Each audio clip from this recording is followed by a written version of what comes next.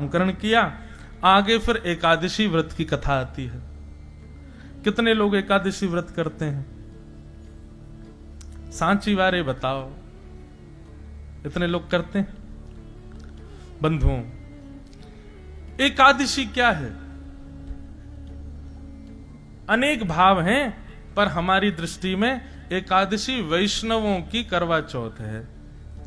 जैसे एक प्रियतमा अपने प्रियतम के लिए व्रत करती है, ऐसी वैष्णव अपने प्रियतम श्री कृष्ण के लिए व्रत करते हैं। और व्रत का कारण चाहे कुछ भी हो, पर एक ही प्रधान है कि प्रेम बढ़े ठाकुर जी के प्रति। हमारी आयु दो चीजों से कम होती है, एक तो बहुत खाने से और दूसरा बहुत बोलने से।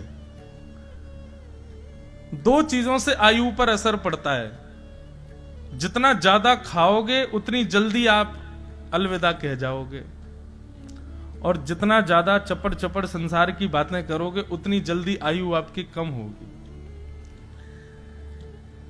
व्यक्ति जब व्रत करता है तो अन्न नहीं खाता, और जब वो अन्न नहीं खाता तो उसकी एक दिन की आयु बढ़ जाती है। एक ही दिन की बढ़ती है बस। आज पूरे दिन हमने अन्न नहीं पाया, एक दिन की आयु बढ़ेगी।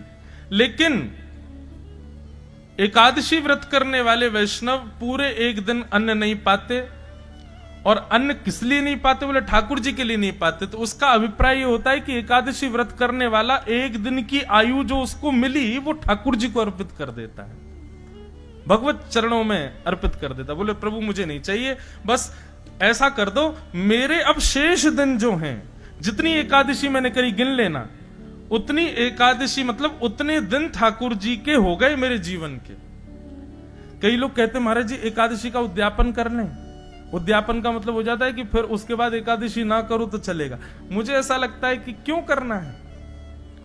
जब तक धराधाम पर हैं तब तक एक एक, वैसे तो हम हर दिन ठाकुर जी को दें, लेकिन 15 दिन में से एक स्पेसिफिक एकादशी का दिन यदि ठाकुर जी को ही अर्पित हो जाए तो इसमें बुराई क्या है? हम उससे छुट्टी क्यों चाहते हैं?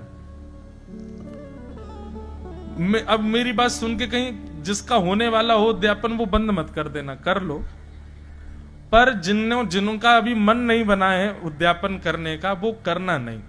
अरे जब तक अंत में श्वास चले एकादशी करते रहो। श्री नामदेव जी के विषय में एक बड़ी सुंदर कथा आती है। नामदेव जी एकादशी का व्रत करते थे, लेकिन वो स्वयं करते थे इतना ही नहीं, सबसे करवाते थे। अगर उनको पता चल जाता कि कोई व्यक्ति रोटी खा रहा है तो उसके घर पहुंच के थाली उठा लाते थे। बोले आज एकादशी, आज नहीं खाओगे। केवल वयोवृद्ध और छोटे बालकों को छोड़ के, और किसी कोई बीमार हो, बस 3 लोगों को छोड़ दे, बाकी किसी को खाने ही नहीं देते। एकादशी के दिन नामदेव जी पूरे नगर में घूमते और घर घर में जाके देखते कोई भोजन तो नहीं कर रहा है। ये भी एक वैष्णव का स्वरूप है कि मैं अकेला भक्ति करूं नहीं, सबसे करवाऊंगा, मैं सबसे नाम जपवाऊंगा, चाहे कुभाव से जपो लेकिन जपो। एक बार ठाकुर जी उनकी परीक्षा लेने के लिए एक ब्राह्मण का रूप धारण करके आ गए, और वयोवृद्ध ब्राह्मण 70-80 वर्ष की आयु ठाकुर जी ने धारण कर ली, और वयोवृद्ध से ब्राह्मण हाथ में लाठी लिए और नामदेव जी के द्वार पर आ गए, और द्वार पर आकर के गिर पड़े। नामदेव जी दौड़े, संत आए, जय हो भगवान पधारो। बोले मैं 20-22 दिन हो गए मैंने कुछ खाया नहीं है, मुझे बहुत जोर की भूख लगी है, मुझे जल्दी से कुछ तुम रोटी बनाओ, सब्जी बनाओ, चावल बनाओ, जल्दी से कुछ बना करके मुझे पवाओ। नामदेव जी बोले देवी केला लेके आओ, सेब लेके आओ, अमरूद लेके आओ, फल खिलाओ। नहीं, फल नहीं चाहिए, मुझे तो रोटी सब्जी खानी। बोले भगवान आज एकादशी है, आज तो अन्न नहीं बनेगा घर पे।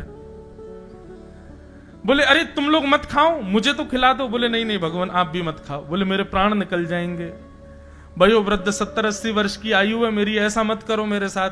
ठाकुर जी थे। नामदेव जी बोले इससे बढ़िया क्या होगा, एकादशी के दिन प्राण निकलेंगे, सीधे वैकुंठ जाओगे, लेकिन रोटी नहीं खाने दूंगा मैं। ठाकुर जी बोले कैसे आदमी हो तुम, हम मर जाएं ये चलेगा तुमको, लेकिन हमको रोटी नहीं। बोले बिल्कुल नहीं खाने देंगे, द्वादशी तक इंतजार कर लो, खाने के लिए और भी बहुत सी फलाहार खिला देते, मखाने खवा दें आपको, रोटी नहीं। ठाकुर जी तो परीक्षा लेने आए थे, जोर जोर से चिल्लाने लगे गला पकड़ करके, भगवान अरे देखो मैं किसके माथे आ गया, अरे मेरी एकादशी करवा रहा है जबरदस्ती, मेरे प्राण निकल रहे हैं। अब गली मोहल्ले में भीड़ लग गई, सब लोग आकर के नामदेव जी को सुनाने लगे, अरे तुम्हारी एकादशी तुम करो, इनसे क्यों करवा रहे हो, बेचारे महात्मा मर जाएंगे अभी। बोले नहीं नहीं, मेरे घर आए हैं, मैं तो अन्न नहीं खाने दूंगा। तो एक पड़ोसी बोला, बाबा आप एक काम करो, मेरे घर चलो, मां पाले ना। तो नामदेव जी ने पैर पकड़ लिए, बोले जाने भी नहीं दूंगा, खाने भी नहीं दूंगा, जाने भी नहीं दूंगा, यहीं पड़े रहो, और पाना है तो ये है ना, फल ले लो, दूध पी लो, मखाने खा लो, अन्न नहीं खाओगे।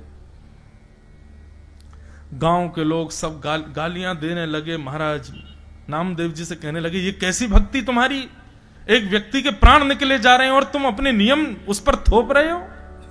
नामदेव जी बोले, सब दोष मुझे लग जाए, मुझे कोई दिक्कत नहीं, लेकिन मैं एकादशी का किसी को उल्लंघन करते देख नहीं पाऊंगा। ठाकुर जी बोले, अब ब्रह्मास्त्र चलाना चाहिए।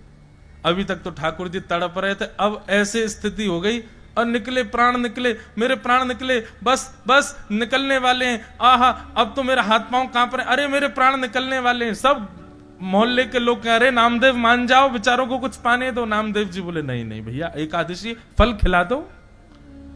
और अंत में ठाकुर जी ने ऐसी एक्टिंग करी कि वो जिस रूप में गए थे उनके प्राण निकल ही गए। गली मोहल्ले के लोग कहने लगे, राम राम राम, ऐसी एकादशी का क्या फायदा नामदेव, प्राण निकल गए उनके तुम्हारे घर पर, दोष लगेगा तुमको, तुम्हारी भक्ति व्यर्थ है, तुम जबरदस्ती करवाते हो सबसे। नामदेव जी के नेत्र सजल हो गए, अपनी पत्नी से बोले, देवी अपराध तो लग गया हमको, भले ही ठाकुर जी के एकादशी के नियम का पालन का ही सही, लेकिन लगा तो है, एक संत के प्राण निकल गए। अपने घर में ही आंगन में चिता बनाई और उस चिता में उस व्यक्ति का शव रखा, और शव के अगल बगल नामदेव जी और उनकी पत्नी और अपने बच्चों को भी बैठा लिया। बोले हमारा अपराध है ना, व्रत तोड़वाया, व्रत पूर्ण करवाया हमने, एकादशी का पालन किया हमने, तो प्राण भी हम त्यागेंगे। और जैसे ही चिता में अग्नि लगा करके नामदेव जी महाराज बैठे, ठाकुर जी कह रहे थे, वारे नामदेव तेरी भक्ति को प्रणाम। ठाकुर जी की कमर में जैसे ही ने ताप सा लगा, सोई ठाकुर जी तो उठ के बैठ गए और तुरंत नामदेव जी को खींच करके अपने हृदय से लगाया। इतने में ही देखते देखते श्री पंडरीनाथ भगवान के रूप में वो संत प्रकट हो गए और श्री नामदेव जी को हृदय से लगा लिया। सब मोहल्ले के लोगों ने दर्शन किया, सब प्रणाम किए, देखा तो ठाकुर जी वहां से अंतर ध्यान हो गए। एकादशी के दिन ठाकुर जी आंख खोल खोल के देखते हैं कि आज मुझे कौन कौन याद कर रहा है, मेरे लिए कौन कौन व्रत कर रहा है। इसलिए भैया वैष्णवों की 3 निष्ठा हैं, तुलसी माला कंठी निष्ठा, दूसरा नाम निष्ठा और तीसरा एकादशी निष्ठा। ये 3 निष्ठाएं जीवन में लाइए। अगर आप इन तीनों से परे हो तो आप अभी वैष्णव नहीं हो। ये यूनिफॉर्म है 3, ये आपको करने चाहिए।